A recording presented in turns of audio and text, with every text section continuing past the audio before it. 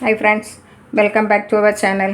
நாம் இன்றைக்கி பார்க்க போகிற ரெசிபி ஒரு ஆரோக்கியமான ரொம்ப ஹெல்த்தியான ரொம்பவும் மணமாக இருக்கும். ரொம்ப செய்து பார்த்த பிறகு அதை நம்ம நெல்லிக்காய், பெரிய நெல்லிக்காய் நான் பாருங்கள், நெல்லிக்காயில் நம்ம துவையல் பச்சடின்னு சொல்லுவாங்க.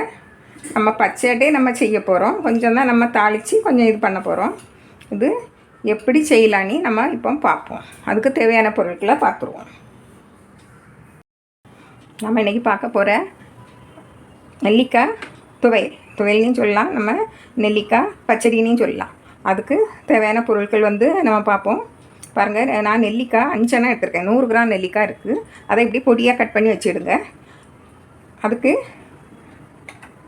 2 வத்தல் மிளகாய், இப்போ நம்ம அது கூட அரைச்சதை நான் வறுத்து வச்சுருக்கேன். 2 வத்தல் மிளகாய், காஞ்ச மிளகாய் 2.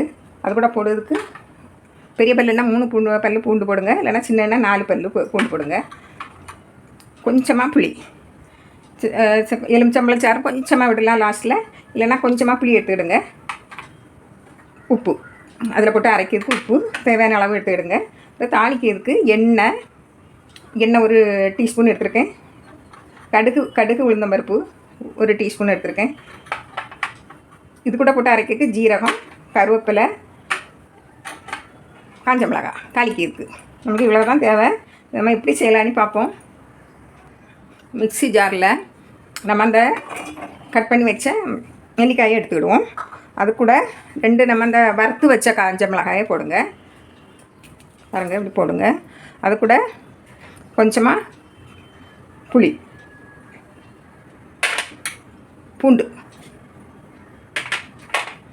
ஜீரகம், கொஞ்சமாக கருவேப்பிலை, உப்பு இவ்வளையும் போட்டு நம்ம நல்லா அரைச்சி எடுத்துகிட்டு வந்துடணும். பாருங்கள், இப்படியே அரைச்சிட்டு வந்தாச்சு. இங்கே காஞ்ச மிளகாய்க்கு பதிலாக பச்சை மிளகாயும் போடலாம்.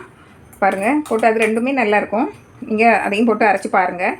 இப்போ நம்ம இதுக்கு ஒரு தாளிப்பு கொடுத்துருவோம். அது எப்படி பண்ணலான்னு நம்ம பார்ப்போம். இப்போ பாருங்கள், கடாய் அடுப்பில் வச்சுக்கிட்டு நீங்கள் கொஞ்சமாக எண்ணெய் விடுங்க.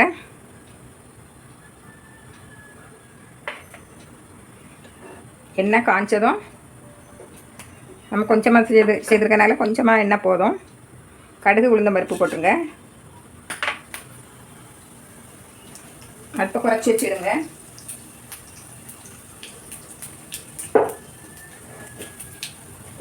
நான் பெருங்காயம் எப்படி நான் உங்களுக்கு சொல்ல மறந்துட்டேன், கொஞ்சமாக போட்டுவிடுங்க. நல்லா கடுகு வெடிச்சாச்சு. 2 காஞ்ச மிளகாய் 2 அட்டு பிரித்து போட்டுவிடுங்க. இந்த கருவேப்பிலை,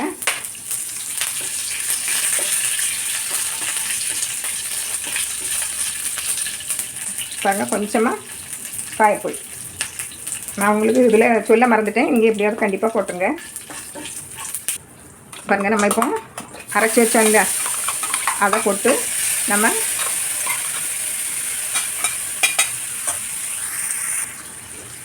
இதில் போட்டு பாருங்கள், நல்லா கொஞ்சம் அந்த ஈர நசுப்பு போகச்சு வேறு, அந்த இதெல்லாம் போக வேறு நீங்கள் கிளறி விடுங்க.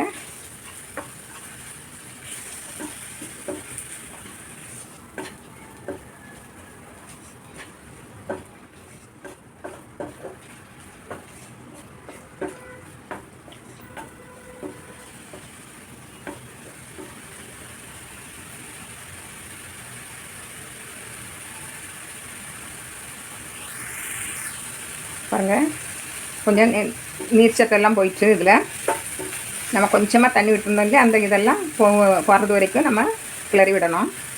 நெல்லிக்காய் உங்களுக்கே தெரியும் அதில் எவ்வளோ சத்து இருக்குன்னுட்டு.